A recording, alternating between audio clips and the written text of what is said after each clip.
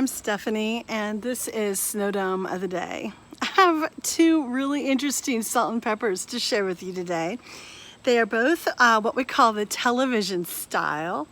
One in green. Notice that the tuning knobs are intact.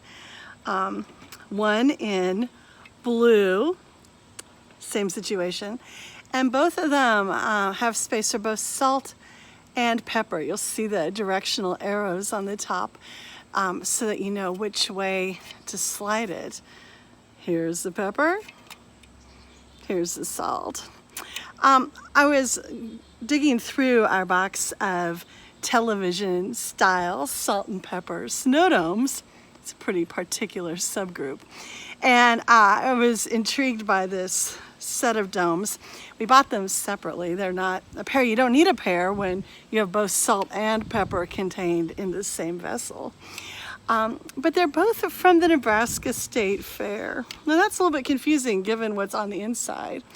Here you'll see Santa and his sleigh. Santa and his sleigh.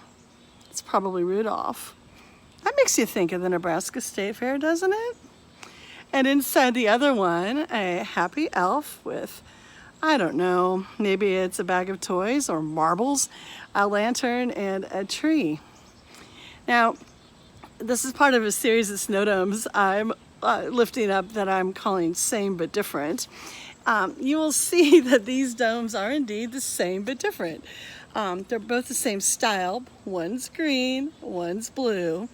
One has the sleigh and the reindeer, one has the elf and the lantern.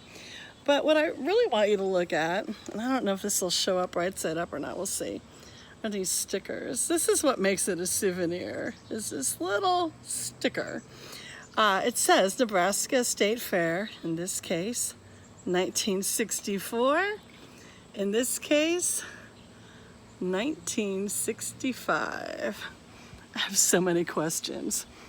Were these stickers bought in a roll and applied by the owner of the domes once they got them home?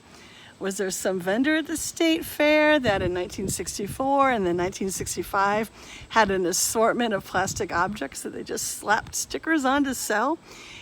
Was that booth there in 1963 and in 1966? And if so, what color salt and pepper was available those years? Here's the thing. I've put in a lot of time at the Nebraska State Fair, especially at the sheep show, but that will be a story for another Snowdome. I have never seen Santa Claus at the Nebraska State Fair, nor have I seen an elf with a hobo bag. And yet, these are Snowdomes from that particular event. It begins in August and ends the Monday of Labor Day weekend. Isn't that fun? So it makes me think, what makes a souvenir? Does it need to represent that which it represents? Because I think it's really hard to say that I think of the state fair when I think of televisions or grumpy gnomes or salt and pepper shakers. I mean, if it was an ear of corn, maybe. This does not evoke for me the Nebraska State Fair. So, today I'm celebrating that memory is what you make of it. And those of us who spend time in churches hear stories all the time that are 100% true and 100% not reproducible or documentable.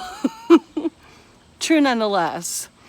And when we think about our life in this pandemic, I think more and more we look back with great fondness on the recent past of, say, February, a month I rarely look forward to because it's bitter cold in Nebraska. That's why the state fair is not held in February. And I have wondered if the souvenir memory that I have of before the pandemic, if it really was as wonderful at the time as I'm making it now. Certainly in January of this year, I would not have been so excited that my curbside pickup was accurate and in paper, not plastic. mostly because I had never ordered curbside pickup before, right? So our notion of normal has changed, what we celebrate has changed, but in the midst of that, I give thanks that we're still creating story, and that as people of faith, the stories that we share from Scripture and from our congregation's histories, from our family's histories, are still really helpful and informative. And looking at these snowdomes, I give thanks for the years I've spent at the Nebraska State Fair, thinking about Grandpa Bob, thinking about the sheep, thinking about the courage of men who would wear flannel wool long sleeve shirts for the sheep show at the State Fair, just because that's what you do. And I give thanks especially for God's presence in our lives in the midst of these stories. It's the weekend. What stories will you tell? And I hope that we continue to cherish these stories and create new ones as we go.